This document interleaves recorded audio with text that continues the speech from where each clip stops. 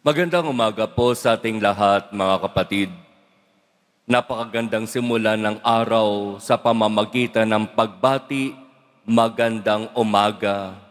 At ito yung ipagdarasal at nais nating mangyari sa maghapon, sa buong araw at sa buong buhay. Na tayo sa kapangyarihan ng Diyos, sa biyaya ng Diyos ay magkaroon ng magandang buhay. Kasi kung babalikan natin ang narinig natin sa Ebanghelyo ngayon, para bang ito yung mga bagay na hindi natin gustong mangyari sa atin. Ito yung ayaw na ayaw nating marinig. Kawawa kayo. Kawawa ka naman. Napakasawing palad mo naman. Walang sino man dito sa atin ang magkakagusto na maging kaawa-awa sapagkat malinaw bilang mga binyagan, bilang mga anak ng Diyos, tayo'y pinagpala. Kaya napakahirap isipin na ang mga pinagpala na mga anak ng Diyos ay tatawaging kaawa-awa. Hindi iyon ang katotohanan. Hindi iyon ang itinuturo ng ating pananampalataya. At hindi rin iyon ang narinig natin mula sa unang pagbasa, mula sa sulat ni Apostol San Pablo sa mga taga-Roma.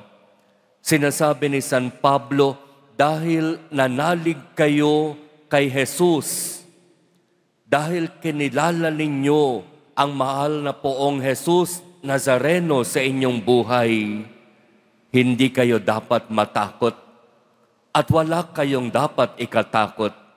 Sapagkat ang ating Panginoong Jesus Nazareno ay nagtagumpay para sa atin. Iniligtas na niya tayo sa mga kasalanan, sa mga kahirapan, sa mga kasamaan. Kaya ang magandang angkinin at paniwalaan sa umagang ito, sa araw na ito, sa ating buong buhay, ako'y anak ng Diyos, ako'y pinagpala ng Diyos.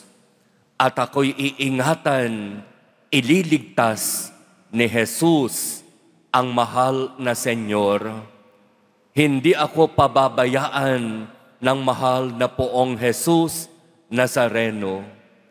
Iyan ang panghawakan natin sapagkat yan ang kanyang misyon, iyan ang kanyang pangako sa atin.